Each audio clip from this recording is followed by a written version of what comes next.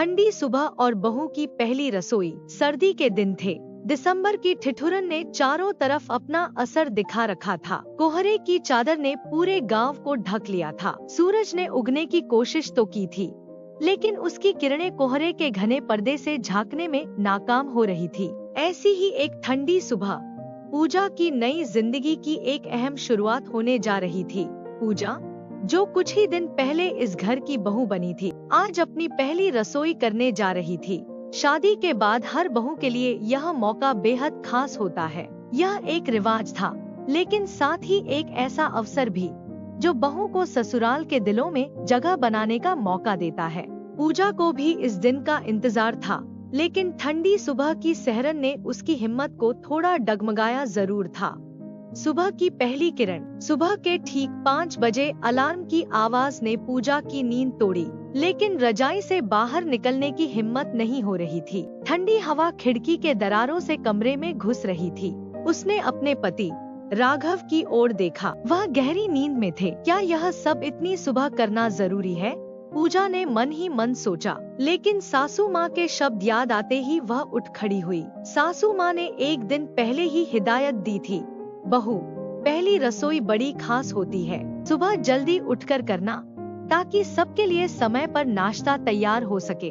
पूजा ने जल्दी से शॉल ओढ़ा और रसोई की ओर बढ़ गई। ठंडी जमीन पर चलते ही उसके पैर ठिठुरने लगे। रसोई में पहला कदम। रसोई में घुसते ही पूजा को हल्की सहरन महसूस हुई। वहाँ हर चीज व्यवस्थित थी। मसाले के डिब्बे करीने से रखे थे और एक कोने में गुड़ और मटके में पानी रखा था। उसने एक गहरी सांस ली और खुद को तैयार किया। पहले चाय बनाऊंगी, उसने खुद से कहा। चाय का पानी चढ़ाते ही सासू माँ की आवाज सुनाई दी, बहू, उठ गई? पूजा ने मुस्कुराते हुए कहा, जी माँ, चाय बना रही हूँ। सासू माँ ने कहा, बहुत बढ़िया, लेकिन नाश्ते में पराठे और आलू की सब्जी भी बनानी होगी, वह सबको पसंद है। आटे की लड़ाई। पूजा ने आलू की सब्जी के लिए सामग्री तैयार की। ठंड इतनी थी कि आटे का गूंदना भी एक चुनौती था। उसके हाथ ठंड से कांप रहे थे। उसने आटे में पानी डालते हुए सोचा, माँ सही कहती थी, ठंड में खाना बनाना सबसे मुश्किल काम है। गैस पर चाय तैयार हो चुकी थी। उसने जल्दी से आलू उबाले और मसाले तैयार किए। अब बारी थी पराठे बनाने की। बेलन लेकर वह रसोई की छोटी सी चौकी पर बैठ गई। आटे से गोल गोल लोइयां बनाकर बेलना शुरू किया।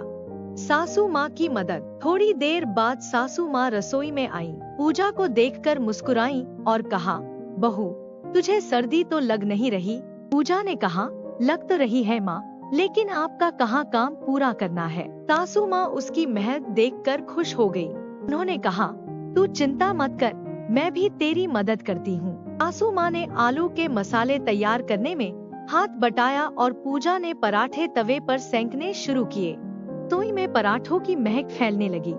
के बाकी लोग जागते हैं। जैसे सुबह हुई, घर के बाकी लोग जागने लगे। पराठों को गर्म रखने के लिए कपड़े में लपेट कर रखा। जी ने आकर पूछा, अरे बहू, आज नाश्ते में क्या बना है? ने सिर झुकाकर कहा, पराठे और आलू की सब्जी। ससुर जी मुस्कुराए और बोले, वाह, पराठों की खुशबू तो पूरे घर में फैल गई है। पहली रसोई की तारीफ। नाश्ते की मेज पर हर किसी ने पूजा की तारीफ की। सासू माँ ने कहा, बहू, पहली रसोई में तूने बहुत अच्छा काम किया। आज से तूने इस घर को अपने हाथों की पहचान दे दी। ससुर जी ने चाय की चुस्की लेते हुए कहा, बहू, तेरा बनाया खाना ठंड में गर्माहट भरने वाला है। दादी ने कहा, हमारी बहू ने सच में कमाल कर दिया। ये पराठे और आलू की सब्जी ठंडी सुबह में जान डाल रही है। पूजा का आत्मविश्वास। पूजा को इन तारीफों से आत्मविश्वास मिला। उसने महसूस किया कि यह केवल खाना बनाने का काम नहीं था, बल्कि यह ससुराल में अपनी जगह बनाने और रिश्तों की मिठास बढ़ाने का जरिया था। उस ठंडी सुबह में पूजा ने न सिर्फ अपने परिवार का दिल जीता, बल्कि यह भी साबित किया कि सर्द हवाओं में भी रिश्तों की गर्माहट से सुकून पाया जा सकता है। कहानी समाप्त। इस कहानी में पूजा का संघर्ष, भावनाएं और रिश्तों की गर्माहट को विस्तार से दर्शाया गया है।